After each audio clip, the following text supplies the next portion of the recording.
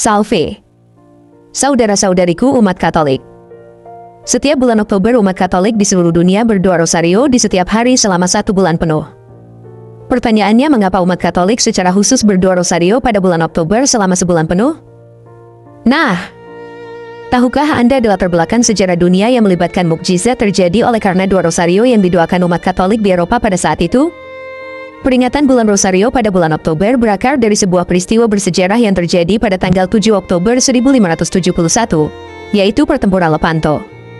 Saat itu, Kekaisaran Ottoman Turki yang berkuasa begitu kuat sedang menyebarkan pengaruh dan kekuasaannya ke Eropa, mengancam peradaban Kristen.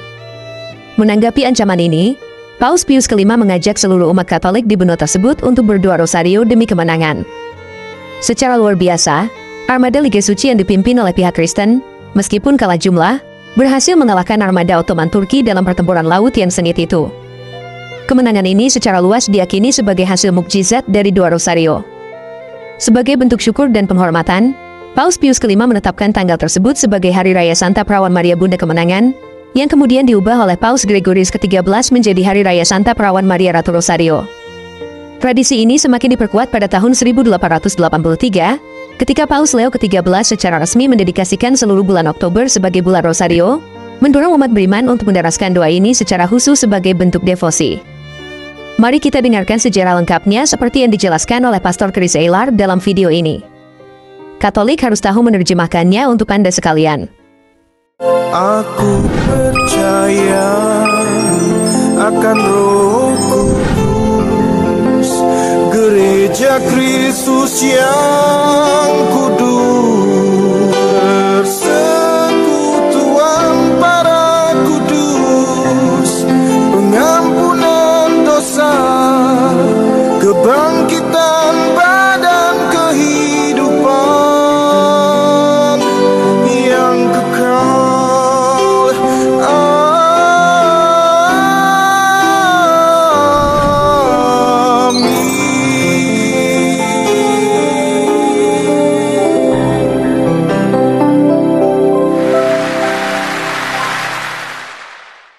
Hai, saya Pastor Chris Eilar dari Kongregasi Bunda Maria Tak Bernoda.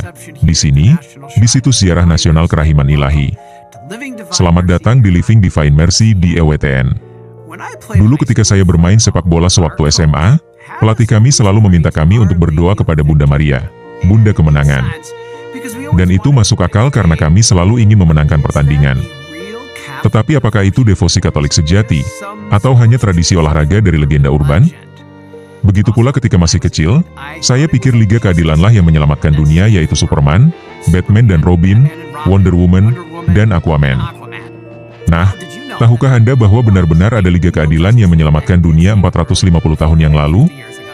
Pada tahun 1571, Kekaisaran Ottoman Muslim sedang berkembang pesat, dan keberadaan agama Kristen berada di ujung tanduk. Bangsa Turki memperluas kekaisaran mereka ke barat di daratan, dan menegaskan kekuatan angkatan laut mereka di Mediterania. Mereka menguasai sebagian besar dunia Kristen yang terpecah di bawah hukum Islam. Inilah sebabnya banyak orang mengatakan Islam bukanlah agama, melainkan ideologi politik, karena Islam telah menyebar dengan pedang berkali-kali sepanjang sejarahnya. Namun kali ini, 3 kekuatan Katolik, Genoa, Spanyol, dan negara kepausan, membentuk aliansi Liga Keadilan dan mereka menyebutnya Liga Suci. Mereka membela peradaban Kristen dari invasi Turki ini. Ingat, Katekismus Gereja Katolik mengajarkan kita bahwa ada ruang untuk membela diri dalam kasus-kasus tertentu. Pada tanggal 7 Oktober 1571, awak armada dari lebih dari 200 kapal berdoa rosario sebagai persiapan untuk pertempuran Lepanto di dekat Yunani modern. Pertempuran ini merupakan salah satu pertempuran terpenting dalam sejarah dunia. Umat Kristen di seluruh Eropa juga dimotivasi oleh Paus Pius kelima untuk berdoa rosario dan berkumpul di gereja-gereja mereka. Pemimpin armada, Yohanes dari Austria, dan para pastor Ordo Liga Suci mengingatkan pasukan pada hari pertempuran bahwa tidak ada surga bagi para pengecut. Dengan jumlah dan personil yang jauh lebih sedikit, hanya mukjizat yang dapat menyelamatkan mereka, dan itulah yang terjadi. Tampaknya campur tangan ilahi mengambil alih.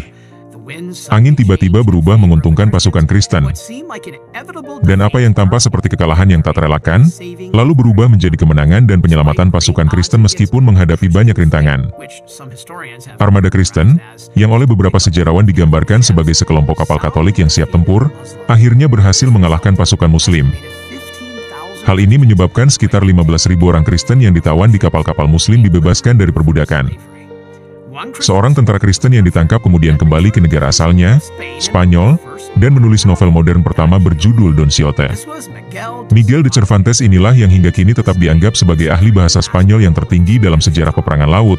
Lepanto menandai pertempuran besar terakhir di dunia barat yang hampir seluruhnya melibatkan kapal-kapal dayung. Pertempuran ini merupakan pertempuran laut terbesar dalam sejarah barat sejak zaman klasik, yang melibatkan lebih dari 450 kapal perang.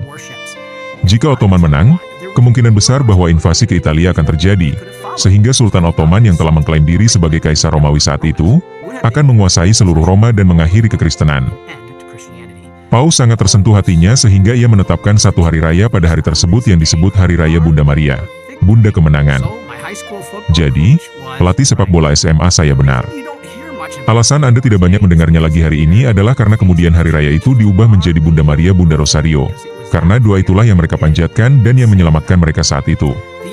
Peringatan kemenangan umat Kristen atas armada laut Ottoman di Lepanto pada tahun 1571, jatuh pada tanggal 7 Oktober yang kita rayakan hari ini sebagaimana kita sebut Bunda Maria Bunda Rosario, dan akan jatuh minggu depan. Paus Leo XIII, seorang paus yang agung berkata, devosi ini, yang begitu agung dan begitu yakin kepada Ratu Surga yang agung, belum pernah bersinar secemerlang itu ketika gereja Tuhan tanpa terancam oleh kekerasan ajaran sesat, atau oleh kerusakan moral yang tak tertahankan, atau oleh serangan musuh yang kuat. Itulah sebabnya kita membutuhkannya hari ini. Kita sekarang menghadapi banyak musuh, bukan hanya teroris Islam yang merenggut nyawa umat Kristen di Timur Tengah. Kita perlu berdoa rosario seperti yang mereka lakukan di tahun 1500-an. Serangan dari budaya dan media terus-menerus, dan terkadang rasanya seperti tak ada harapan untuk menang. Nah, orang-orang Kristen di tahun 1571 tahu bagaimana rasanya. Namun mereka percaya dan menang melalui doa rosario.